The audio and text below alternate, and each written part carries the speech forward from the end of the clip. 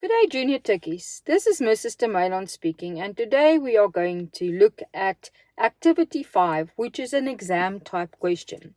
Now, Activity 4 probably had your head spinning a bit, but remember, it is impossible to ask in a detailed question like that in an exam. So the following question you will see is a lot simpler, and that it will be the focus of what or similar activities will be on the exam. Alright, so activity 5, exam type question. DEJ Stores is a medium-sized supermarket which is situated in a residential area. The owner has 2 employees who each earn a salary. Complete the partial or completed salaries journal of the DEJ Stores for the month ending July 2022 and close off the salaries journal. And then they also, in 5.2, have a few questions that we need to answer. So if we first look at the completing of the salaries journal, we have to look at, they've already given us Zinzi's information, and now we need to complete Arthur's information. So if we think about Arthur, they say the annual gross salary for Arthur is 228,000 Rand per annum. Per annum means per year, and we need the monthly salary. So we're going to divide it by 12, and we get 19,000 Rand. And that is then what we use as the basic salary. Then they say the pay as you earn is 18% of the gross salary. So the 19,000 times 18% gives us 3,420 Rand. That is then what we record as pay as you earn. Pension fund is 8% of the gross salary. So 19,000 Rand times 8% gives us 1,520 Rand. So our pension fund is then 1,520 Rand for Arthur. Medical aid says 10,200 Rand per year. So yet again, I have to divide by 12. And that is why I only record 850. And then they say UIF is in accordance with the labor law. Now, the labor law states that UIF must be deducted at 1%. So 1% of the gross salary is then 190 Rand. So to get your total deductions, you're going to have to add the 3,420 plus 1,520 plus 850 plus 190 gives us total deductions of 5,980 Rand. Then you minus that from your total basic salary and you get 13,020 Rand. Then we continue to the contributions, and they say the pension fund contributes, or the business contributes 20% of the gross salary. 20% of 19,000 gives us 3,800 Rand. Medical aid, 2 Rand for every 1 Rand, so it's 2 for 1, so you're going to times the 850 by 2, so that's then 1,700 Rand. And UIF, in accordance to law, is 1%, so 190 Rand. And then all you need to do is close off. So you add up your totals, and that is the end of your journal. Then we can continue to the questions, and they say, what does the following abbreviation stand for? So PAYE is pay as you earn, so that is your tax deducted at the end of each month.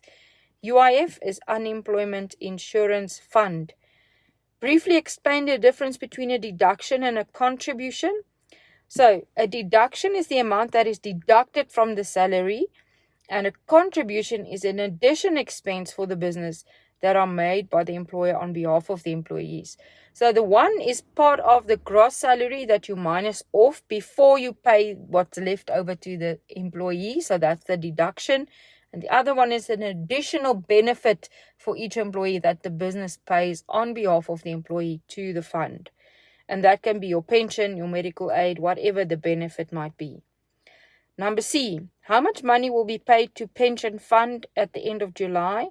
So that will be your deductions plus your contributions for all of your earners. And that will be the 3,750 plus your 9,600 Rand contribution gives us a total of 13,350 Rand that will be paid to pension fund on behalf of our employees.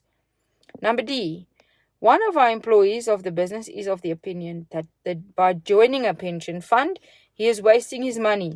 Do you agree with him? And provide a reason for your answer.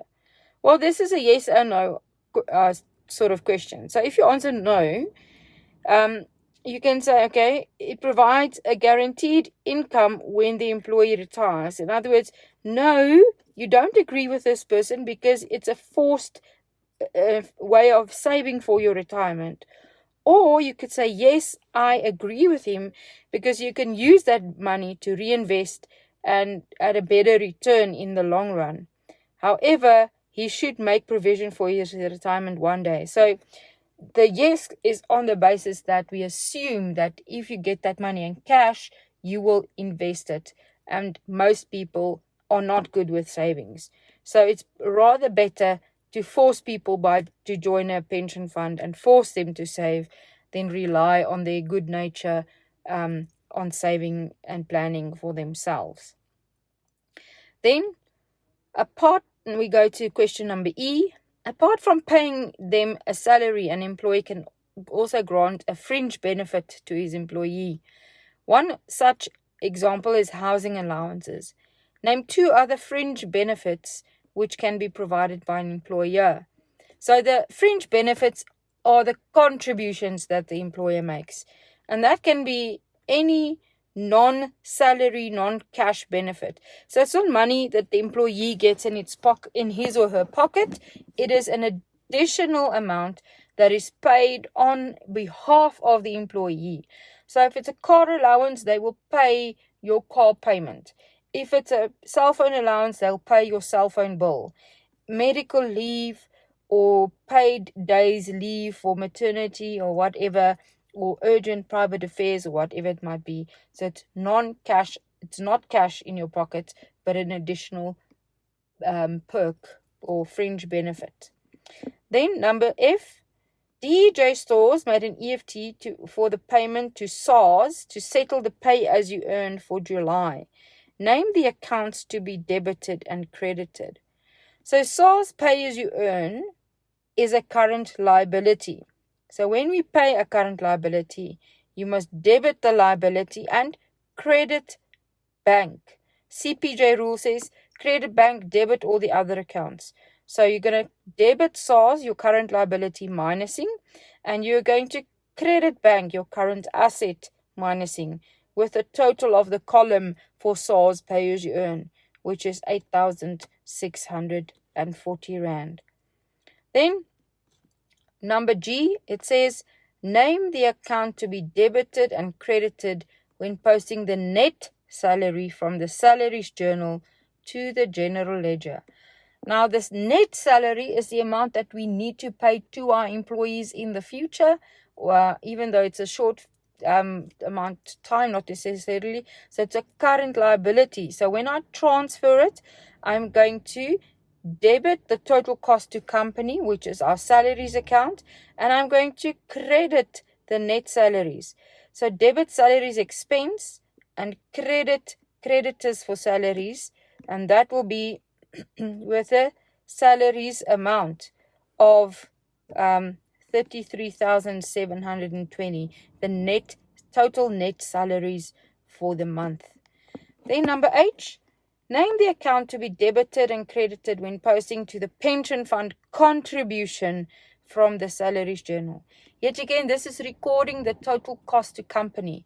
So you'll debit the expense and credit the fund that is owed, the liability. So you're going to debit pension fund contribution expense, credit pension fund, the current liability, which will increase with 9,600 Rand.